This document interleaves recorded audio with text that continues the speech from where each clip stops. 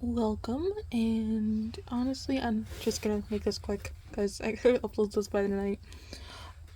Welcome to episode 6 of The Unwritten. It has been a hot minute since I have uploaded, but here we go.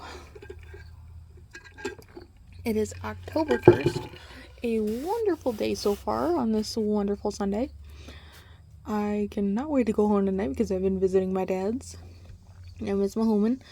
But today has a lot to hold between our first beginning story, or day 1 of 31 Days of Halloween. I got the idea from, Freeform, but instead of movies, why not stories? Why not?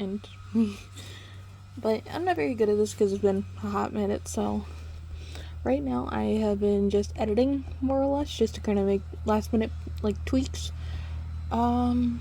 Today we have 31 Days of Short Stories, which our first one for day 1 of this would be a wolf's phantom. Honestly, I'm tempted on reading the story here and kind of going from there. We also have our Halloween red carpet, kind of move into the month of it and kind of introduce everything and just have a good day to kind of explain it. And I'm not very good at this. This is literally unscripted, so I am horrible at this. But yeah, well, I went to the pumpkin patch today anyway, so moving on, we have Lonely Without My Demons, and I gotta redo this. It is horrible. It is slightly cringy, but I wrote it when I was at my low point, the last year or so, and it doesn't have much to it. I thought I was never gonna post it, so good luck. I even put a little warning with it. I know down the line, once I finish everything and kind of get to a good stopping point, I know I'm gonna work on that, hopefully. Next, we have Rise for the Kill, which is another, mini scripture for Dead at the Mist.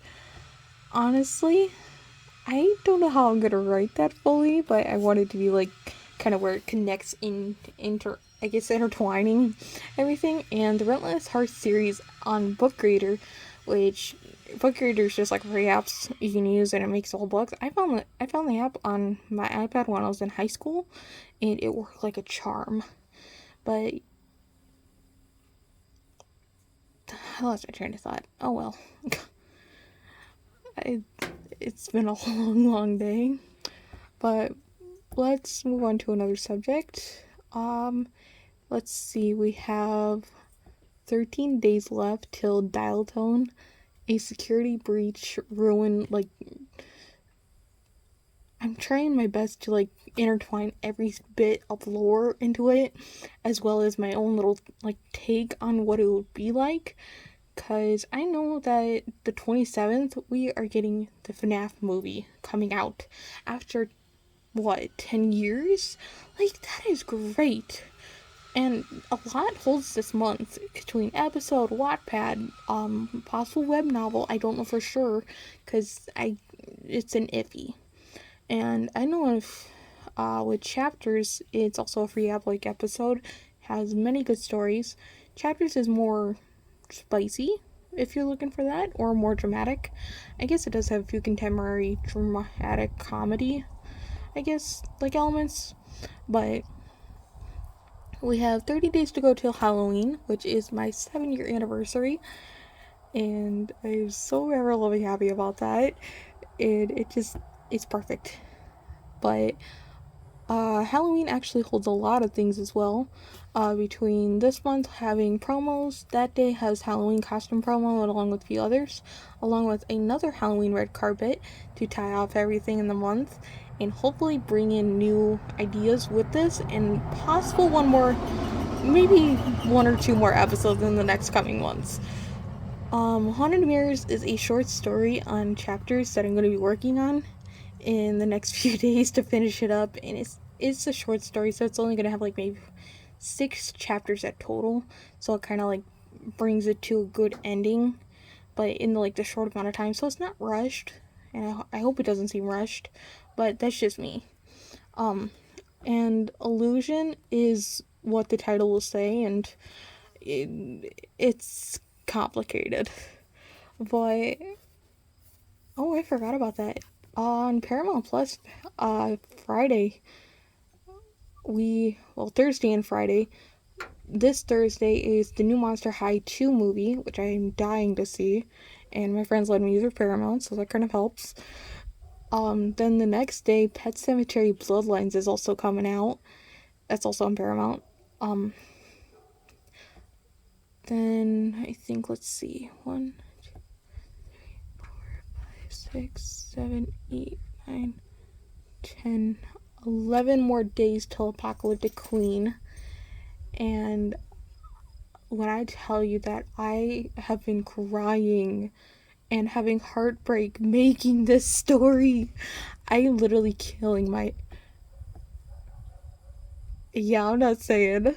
I'm killing a character off. I'm not gonna say which one, which I'm very looking forward to, and I'm writing it. But one more big announcement I have with this is the announcement of my first magazine, the first volume of it. It is on Book Creator, which I will be releasing very, very soon in the next few hours, or even now.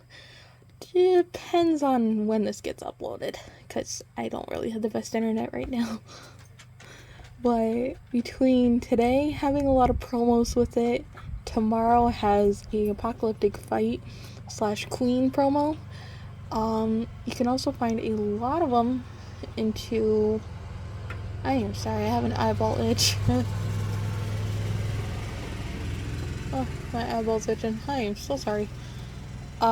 This also has a fall promo, so kind of like bringing in like the new fall aesthetic, I guess, along with the second day having Throne of the Lost Ones. I am very looking forward to this, especially with the cover. I updated it and it just looks perfect. So it sounds great. I think so anyways. Honestly, I am going to flip a coin really quick and see what to do, because I am tempted to read day 1, A Wolf's Phantom. I would like to, because I know some people are more YouTube liking than anything, so I guess this will be just a sneak peek. I'm not gonna read all of it, so you'll have to figure out but I should say the one thing. Let's see here. There are a few mystery stories that I am planning on releasing, but I am tempted on either doing it this month or October 2024. Because there is a lot of them that I really would love to do and kind of like make sure they're a good like plot and I guess having their own defense. But I mean, I'm just new with this. To me, I still think I am new with it and everything, but let's click onto Halloween's Curse, and I am looking forward to it. Absolutely. Okay. One thing I must add with Halloween's Curse is that everything with it does have some ties to what illusion is, because it kind of just it'll make sense on the 31st. So it just this is gonna be a good month, I hope. I know my brain's probably gonna try to think otherwise, but that's just me. I have anxiety and depression, so it kind of screws with my mind. But today's a good day, so I'm not gonna let it get to me. Well, the rest of the day anyways. Okay, A Wolf's Phantom. The night crept in as if like the forest was caving in. The town of Grove Hill was a smaller town than others, but it was the secrets it held that had the town in a constant fear. To the folklore and the legends, the town had its haunting surroundings. One story parents would tell their children was the legend of the Phantom, a vicious wolf that roamed the woods hunting anyone who dared venture near his territory. Now, with Grove Hill, I must add that this story, like little short story, it will connect to the Demon's Velvet Heart. or The Demon and the Lamb, which is book 2 out of, I think, like 8. I've been having this idea for a while now, and it's like, you know what, I'll just work on it in a minute and just kind of like push it back a smidge. I'm gonna spill and say that Love and Velvet will be coming out this New Year's. I'm not gonna say if it's gonna be on midnight New Year's Eve or something of that. I don't know just yet. I can't really say too much, but that's kind of I guess, I am hoping to at least post a few chapters of it, so it's like kind of, I guess, inching towards every little piece and detail. But I gotta say one thing with us. I do miss trick-or-treating. Because it's the fun, like, between costumes, hanging out with friends, and just not having to care for one night, and you can dress up as whatever. I mean, in reason, of course, but it's just me. Second paragraph of this is kind of more skeptical, I guess. With a new arrival to the town, Alex, a skeptical journalist, arrives into town to investigate the truth behind the legends. With the research of a sleepy little town, he had high hopes of a promotion waiting for his big break, to be the main journalist for the new field work. The town's residents, while fearful and desperate for someone to solve the mystery and put an end to their torment, the townfolk shared their tales of homes shredded to pieces, livestock disappearing, and the chilling howls echoing through the night. As the investigation progresses, Alex discovers a pattern that suggests the wolf's phantom might not actually be a wolf, but something far more sinister. The previous attacks happened precisely on the night of the full moon, leading to Alex to suspect that there could be a human orchestrating the deaths. But is it actually human, though? Like, I